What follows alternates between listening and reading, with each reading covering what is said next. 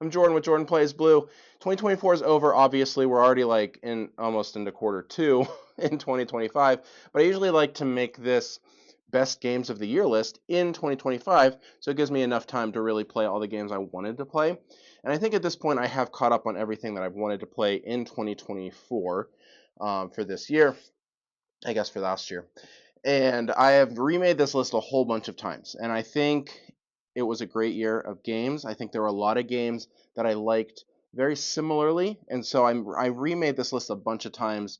And I kind of got to the point where I just have to settle on something. And we'll talk about it again later. Um, because I think there are a ton of really good games. And I think some of them I played later in the year and they might inch up. Some games, I don't know. I don't know how it's going to work out.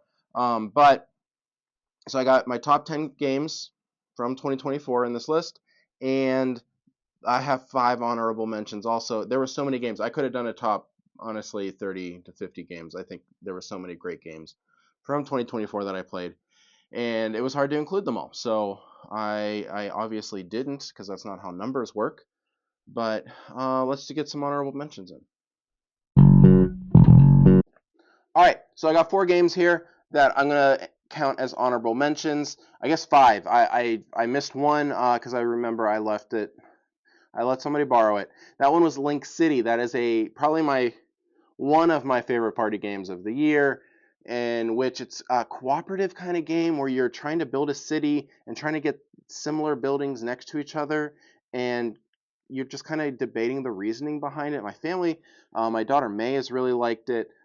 Everybody I've played it with, it's kind of a neat little quirky game. It's from Blue Orange. I hope it doesn't fall under the radar too much because I think it's a really cool game. And then these 4 I really love.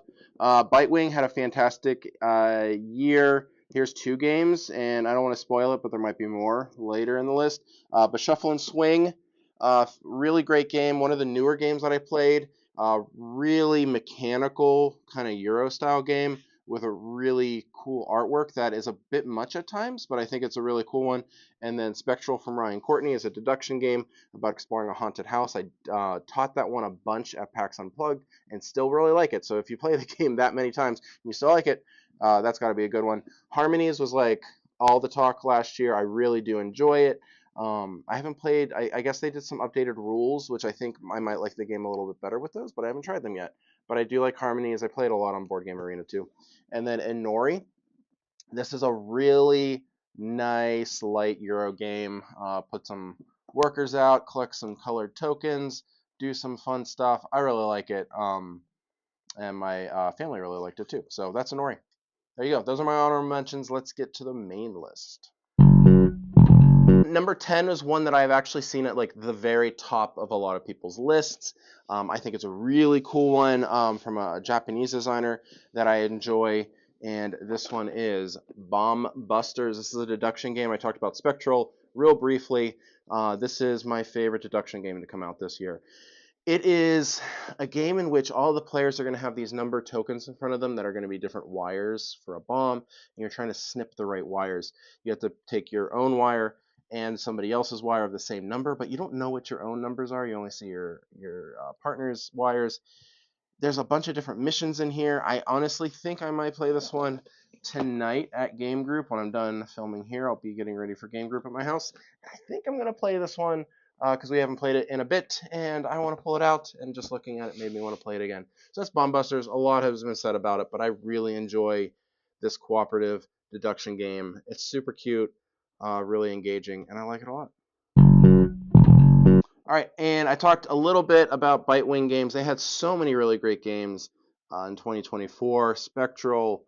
I talked about Shuffle and Swing. They did Bebop, Cat Blues, Zuvadis. Was that last year or the year before? I don't remember. And this one was my favorite, Cascadero. Cascadero from Reiner Knizia. I love this one. This is the one I was mainly teaching at PAX Unplug, and I taught it a bunch. And I just love how kind of elegantly smooth it is. On your turn, you just put out one person on the board. And then if you connect some stuff, you move up some tracks, you score some points, you do some stuff. It's got a little cascading kind of action stuff. We'll talk about another cascading game later, but this one is super, super nice. Yeah, I like it a lot. It just feels really pure, real elegant. Cascadero. I like it. I like it. I like it. I like it. This one is my favorite party game of the year. It's by a designer I really enjoy, a friend of mine, Eric Olson, and I firmly believe this is his best game. I played a bunch of his games. Maybe I may have played all of his games so far. Pirate Booty, and is it Pirate Booty? I think it's called Pirate's Booty. Um, a lot of axolotls, glyphics, but Flip 7, shiny box, of course. Fantastic. This little kind of blackjack style game. You're not trying to get to a certain point value. You just don't want two of the same card to pop up in front of you. But you're kind of like, hit me, get another card, hit me, get another card, hit me, get another card. And if you get two of the same number in front of you, you bust. And you can pass whenever you want. I've played this with big groups. I've played this with small groups. I like this one a ton. If you have friends that like poker kind of games or really light card games, this is great for like mixed family groups with like grandma playing and kids playing. Love this. Flip 7 by the Op, Eric Olson. Check it. Love it. I love it. All right, I'm on record by saying my favorite designer is Phil Walker Harding, and he released a banger this year in the form of Cities. This is from DeVere. It is a kind of worker placement action sort of game where you've got this board, and what's really cool about it is when you're putting your pieces down to, you're kind of drafting, I guess. But the groups that you're drafting are all different. Like you're getting a group of tiles. Um, you're getting like these two buildings. You're getting these three kind of I can't remember the words for all of them. These little tiles, features, I guess they're called. These little feature tokens, but you're getting different ones every single time. It's not just going there and getting a bunch of the same thing. You're going there and getting a bunch of different things. And it's really cool the way that the scoring works. You're trying to get, different groups of things together, different groups of things um, just across your board or next to each other or not getting things. It just comes together super well. I say that a lot, but it works really nicely in this one. That is Cities. I think it has a cool look, but it's super kind of unassuming, and I think a lot of people will probably pass it up. It's called Cities, which is like super uninspired name. But I hope people check out Cities. I really enjoy that one. Right, and then now we're getting into the section of the list where I really think these 6 games I had flip-flopped through a lot. These 6 games were definitely my favorite of the year. I had different ones as my number one game at different times. I'm just gonna like pinch my nose and go through this list because I don't want to leave any of these games out. These are all my games of the year. I love all of them. I've played them all a ton of times. And yeah, let's just get to it. This next one is one of my most played games of the year, partially because of Board Game Arena. It has a wonderful implementation on Board Game Arena. The production is really awesome. This company made my favorite game of last year and followed it up with this really awesome one. This is Draft and Write Records. I love the Loaded Roll and Write series from Motor City Games and 25th Century Games. I believe they're up there on my shelf. Three Sisters, Motor City, Fleet the Dice game. French Quarter came out last year as well. I also love French Quarter. I had to leave that off my list. I really do enjoy French Quarter. But Draft and Write Records, this theme is awesome. It's like rock band, assemble your rock band, assemble your roadie team, and you're going on interviews, you're recording music, you are performing live, you're going on tour, booking shows, and it's kind of a roll and write. There's no dice. You're flipping cards, or you're drafting cards, draft and write records. So you got a hand of cards, you pick one, you pass them, that kind of thing. So you're doing a pick and pass draft, and then you're going to do this cascading action sheets where you got, I got this action here, and then by filling in these 3 in a row, it gives me this bonus action, which comes over here, and I do this bonus action. And there's not as much cascading as some of the other kind of loaded roll and writes from 20th century, but this one has just enough that I think it's really cool, and I think the theme really shines through. So Inside Up Games really knocked it out again with this one. Draft and Write Records, check it out. I love it. I love it. I love it. All right, next we have one that I picked up at PAX. This is not the newest game on the list. I picked this one up at PAX. Thanks to Bezier, they've been putting out fantastic card games this year. Two card games I am leaving. Three card games I'm leaving off this year. They did a couple new silver boxes, which I've already played silver. I love silver. Whatever. Xylotar I had to leave off my list. Love Xylotar, really cool one. And Sandbags was also a really cool one. This is Rebel Princess. This is a take on Hearts. Hearts is not my favorite trick-taking game, but this is way better than Hearts. It's Hearts with special powers. Everybody's got a different princess. You are smashing the patriarchy by, pushing off the princes and just living your own life, right? And you don't want the prince cards, obviously. Those are the hearts. Those give you points. You don't want points. There's also a frog prince, which is a prince in disguise. That's 5 points. You don't want that one. But everybody is going to have this special princess power that you get to use once per hand. And then every round is you flip over a card and there's a special rule. Maybe Hearts doesn't usually have a trump suit. Maybe this round has a trump suit. Maybe this round there are 2 negative suits, not just the princes, but now the pets are negative too. And every round is going to be a little different. It feels like every round could be its own trick-taking game, if that makes sense. But it rotates through. You just add one little wrinkle, and it becomes a different game every single round. The artwork is fantastic. Production is awesome. Rebel Princess. This one's really special. I'm really glad it's out, and I really love it. And next, we have a game that was my top game of the year, and most of the year, I thought this was going to be my favorite. And it ended up not being, but you know what? I've played this with non-gamers. I've taught this to gamers. I think this is such a wonderfully elegant card game. This is Sears Catalog. It is not an elegant theme. The theme is barely there. It is thrown into the werewolf universe. I don't know why. Doesn't thematically make a ton of sense, but you know what? Whatever. The gameplay is fantastic. This is a card shedding game, a ladder climbing game in which you are playing groups of cards that are going to be better than the other groups of cards on the table that somebody else had previously played. So if somebody plays 2 2s, you can play 2 3s or 2 4s, something like that.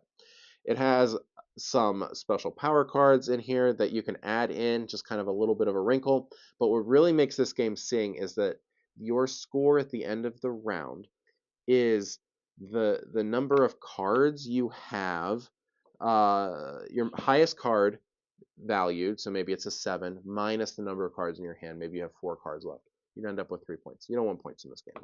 And that scoring mechanic just makes this game so easy to teach, and I love it a lot. Sears Catalog, I could play this any moment of the day. It just feels like one you play, kind of an indefinite kind of game, I think it's really great. All right, and last of the trick-taking games, ladder climbing games, there's our not quite 3 in a row, but they are 3 in a row. There you go. Lord of the Rings, the trick-taking game. This one came out very end of the year. I played this one a bunch already. This is a cooperative trick-taking game. Think The Crew, but with a theme that makes a little bit more sense. I will say this as somebody who's never read the Lord of the Rings books, who is never really watched the movies. I know that's kind of shameful to say, but it's true. We are playing through this campaign, and we are absolutely loving it. I'm playing with people that do know Lord of the Rings, and I just ask them questions, and they just kind of play along with me and my dumb questions about who people are and why do they have such silly names. And this one just it's mission based. You read a little story part, and you have to draft the different characters. Each character has a different win condition, and so if you all achieve your win conditions by the end of the round, you move on to the next round. It's that simple, and it feels. And I know a lot of people are going to compare it to The Crew, but I think this one is more cohesive of an experience than The Crew is. I really enjoy The Crew. I'm playing through The Crew again on Board Game Arena with some friends. I really enjoy The Crew, but I think this one feels more tangible, if that makes sense. It feels like it has a little bit more meat to the bone. So I like this one a ton. Lord of the Rings, The Fellowship of the Ring, the trick-taking game. I could see this one going higher. Just like, honestly, a lot of these games, so many good games. Right. You guys might be surprised if you watch my stuff. I haven't talked about a single all-play game yet. They released a ton of games last year, and I really enjoyed a lot of them. This one was easily my favorite one. This is River Valley Glassworks. This is by my boys Adam Hill, Ben Pinchback, and Matt Riddle. They didn't do one of the loaded roll and write games this year. Or no, they did. They did French Quarter, but they don't have anything like active right now. Which hopefully they'll fix that. But maybe they were just working on River Valley Glassworks. I don't know. This one is wonderful. It feels like Azul, where you're drafting groups of little plastic tokens, and then you're going to put them on this grid board for scoring. But it is such a nice kind of gateway style game. You can play this with anybody. Scoring is really easy. My biggest complaint with the game is sometimes it feels like it's too quick. Which I think is a great complaint for a game. Honestly, it is way better than a game for being too long. Has really cute Andrew Bosley artwork. Production's really cool. Barely fits in the box as per All Plays ML, but it does fit in there. I like it a lot. I always use it came with a promo pack of cards or a little expansion of cards. I think that adds a lot of really nice wrinkles to it. So River Valley Glassworks, my number 2 game of 2024. I really like it. I really like it. This is the smallest game on my table right now, and it is still my favorite. So don't let anybody tell you that small games aren't quite as good and you have to play big meeting games to be a gamer. I think this one was my favorite game of the year. This is Pixies from Pandasaurus. I guess Bombix did it over in Europe. This is from Johannes Gupi. He did Orichalcum a couple years ago. I think it was a couple years ago. He may have been involved in Sea Salt and Paper. I don't remember. But this is kind of the follow-up to Sea Salt and Paper. It has the same kind of photographic artwork, but this one has really fun little like woodland creatures made of woodland materials like acorns and leaves and sticks and stuff. Anyway, this is a grid game. You take a card that has a number on it and maybe some points, and you put it in a grid. You put the 1 cards in the 1 slot, and it's a grid of 1, 2, 3, 4, 5, 6, 7, 8, 9. 9 cards. You put the 1s in the 1 spot. You put the 9s in the 9 spot. Each spot can only hold 2 of the same card. There's a couple wrinkles with scoring, like you want groups of similar colors together to score. You score the symbols on the cards for things, and I don't know. This game just has like that little like je ne sais quoi. It is hard to put into words why I like it so much, but it just sings so well. It just like is a harmony that just kind of tickles my ears, and I think this one is really really a nice game. It just makes me happy to think about. I do prefer it with 2 players. I think a lot of people do. You put 4 cards out and you draft 2 of those cards. I think you just have a little bit more control in it. I think it works really well there. So I don't know. Pixies, I don't know. I don't know what it is. This one just kind of hooked me and never let go. I like it a lot. So yeah, a lot of games I didn't talk about. Didn't talk about The Gang. I really liked The Gang. I think Everdell Duo technically came out at the end of the year. 2025 is off to a great start. I've already played a bunch of 2025 games, whether it was a Kickstarter that I previewed in the last couple months or games that I've been able to try out at conventions or for other reasons. There's going to be a lot of good games this year, and I already feel that my top 10 list is going to be a hard one to make. So I'm excited about that, guys. But yeah, with that, my 2024 list is finally going to leave this table. I'm going to put it all on the shelves, and I hope you guys have a great time gaming and finding some new games. Tell me about them. All right?